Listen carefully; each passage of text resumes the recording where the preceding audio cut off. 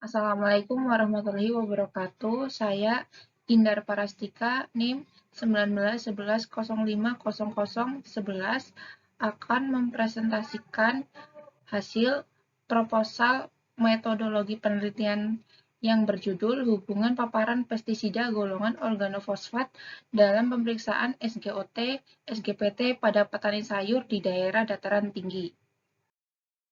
Latar belakang dalam penelitian ini yaitu pestisida merupakan senyawa yang sering digunakan untuk membunuh berbagai jenis hama seperti serangga, tikus, dan lain-lain.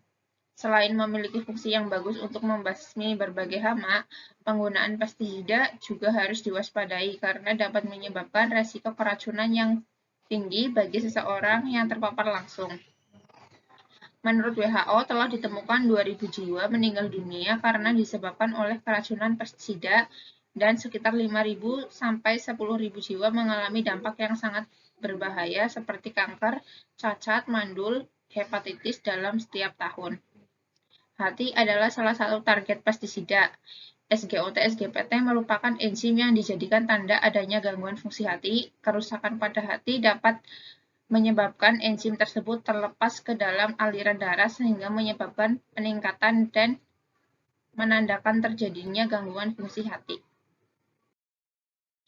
Rumusan masalah dalam penelitian ini adalah apakah ada hubungan paparan pestisida golongan organofosfat dengan pemeriksaan SGOT-SGPT?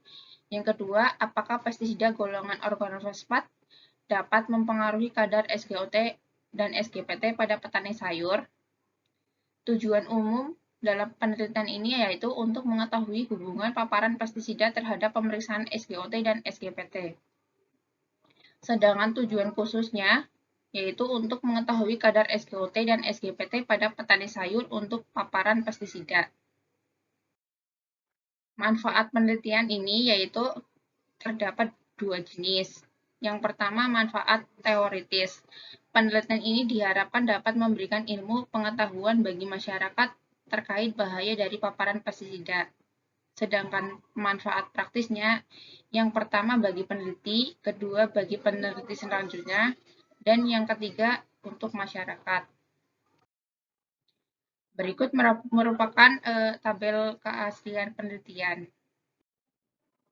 Tinjauan pustaka meliputi definisi, epidemiologi, dan hubungan infeksi. Pada definisi, pestisida merupakan bahan beracun yang berbahaya bagi kesehatan pada tubuh maupun lingkungan. Hal tersebut disebabkan karena pestisida memiliki sifat polutan dan menyebabkan radikal bebas. Yang kedua, organofosfat merupakan jenis insektisida yang sangat toksik dan sering menyebabkan keracunan pada manusia. Yang ketiga, keracunan pada petani. Petani memiliki kedudukan sebagai pelaku dan penderita keracunan pestisida. Hal tersebut terjadi karena keracunan pestisida disebabkan oleh kurangnya pengetahuan oleh para penggunanya. Epidemiologi meliputi dampak, faktor toksisitas, dan pencegahan. Dampak dari keracunan pestisida menyebabkan efek toksik seperti keracunan dan kematian pada hewan, tanaman, dan bahkan pada manusia. Sedangkan faktor toksisitas pestisida dapat mempengaruhi toksisitas yang berhubungan dengan situasi pemaparan yaitu jalur masuk ke dalam tubuh, jangka waktu, dan frekuensi. Selain itu, para petani juga jarang menggunakan APD pada saat melakukan penyemprotan dan dapat menimbulkan efek mual, musing, mata berkunang-kunang, serta sakit kepala. Yang ketiga yaitu pencegahan. Untuk melindungi tubuh dari paparan pestisida dapat digunakan APD berupa pakaian kerja, sarung tangan, topi, sepatu boot, dan kacamata. Hubungan infeksi pada hati. Hati adalah salah satu organ target pestisida. Pajaran pestisida yang masuk ke dalam hati tidak dapat diuraikan atau tidak dapat diekskresikan dan akan menyebabkan gangguan sel atau organ hati. Pemeriksaan SGOT, SGPT merupakan enzim yang keberadaannya di dalam darah dijadikan untuk penanda terjadinya fungsi hati. Kerusakan pada organel hati dapat menyebabkan enzim-enzim dalam hati akan terlepas ke dalam aliran darah sehingga kadarnya akan meningkat dan menandakan adanya gangguan fungsi hati. Kerangka teori, pestisida masuk ke dalam organ tubuh, menyebabkan mutasi gen dan gangguan syaraf pusat, lalu masuk ke dalam hepar, dilanjutkan pemeriksaan SGOT dan SGPT, lalu dilanjutkan untuk identifikasi. Kerangka konsep pada penilaian ini terdapat dua variabel, yaitu variabel bebas dan variabel terikat. Variabel bebasnya pestisida golongan organofosfat, dan variabel terikatnya yaitu pemeriksaan SGOT dan SGPT. Metodologi penelitian. Jenis dan rancangan penelitian. Penelitian ini merupakan penelitian observasional analitik dengan desain penelitian cross-seksional. Tempat dan waktu penelitian akan dilakukan pada dua tempat.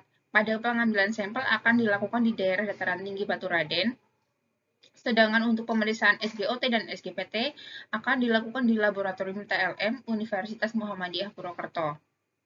Variabel penelitian. Pada penelitian ini terdapat dua variabel penelitian, yaitu variabel bebas dan variabel terikat.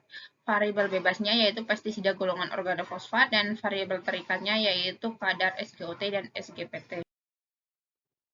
Populasi dan sampel. Sampel yang akan digunakan dalam penelitian ini yaitu petani sayur pada dataran tinggi Baturaden sebanyak 27 orang.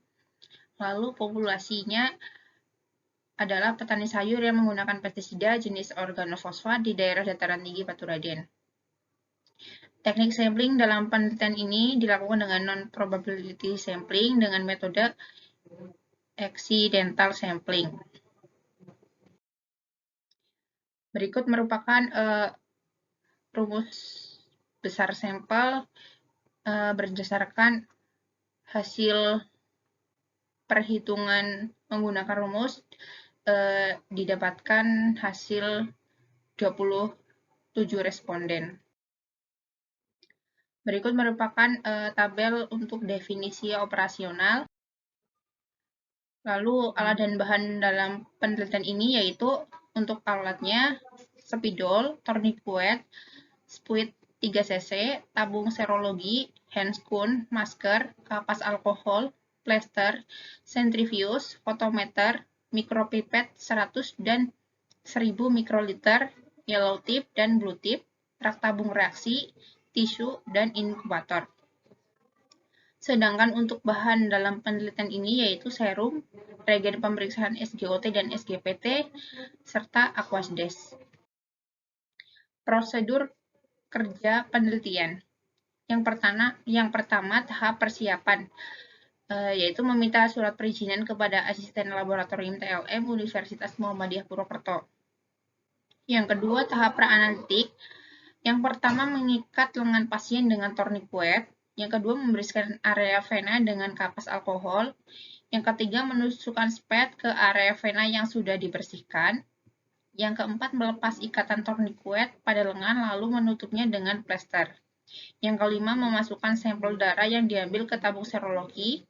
Yang keenam, membuat larutan monoreagen dan menghomogenkannya. Yang ketiga yaitu tahap analitik. Yang pertama, mengambil larutan kerja sebanyak 1,0 mili. Yang kedua, menambahkan sampel serum sebanyak 100 mikroliter. Yang ketiga, menghomogenkan dan inkubasi selama 1 menit. Yang keempat, membaca absorbansi pada panjang gelombang 340 nanometer, atau pembacaan dilakukan pada menit ke-1, 2, dan 3. Yang kelima, mencatat hasil pemeriksaan kadar SGOT dan SGPT. Tahap keempat yaitu pasca analitik, pembacaan hasil pemeriksaan kadar SGOT dan SGPT. Yang kedua yaitu pelaporan hasil pemeriksaan SGOT dan SGPT dengan jelas. Selanjutnya, jenis dan pengumpulan data. Jenis data berupa data primer. Data primer merupakan data yang diambil berdasarkan penelitian mandiri yang dilakukan oleh peneliti tanpa perantara sehingga mendapatkan data asli. Yang kedua, analisis data. Analisis data dalam penelitian ini adalah menggunakan analisis observasional dengan metode kuantitatif yang menggunakan pendekatan cross-seksional. Yang ketiga yaitu etika penulisan. Penelitian ini akan dilaksanakan setelah mendapatkan persetujuan dari Komisi Etik Penelitian Kesehatan Universitas Muhammadiyah Purwokerto. Bagian alur penelitian meliputi persiapan alat dan bahan, pengambilan data, pengambilan sampel darah vena, pemeriksaan kadar SGOT dan SGPT, pelaporan hasil, dan analisis data. Untuk jadwal penelitian, persiapan seminar proposal membutuhkan waktu 3 minggu, persiapan penelitian 2 minggu, pelaksanaan penelitian 2 minggu, analisis data 2 minggu, penyusunan skripsi 4 minggu, seminar hasil penelitian 2 minggu, revisi 2 minggu, dan pengesahan 2 minggu. Berikut merupakan rincian biaya penelitian sebanyak 2.613.000. Sekian presentasi saya. Terima kasih. Wassalamualaikum warahmatullahi wabarakatuh.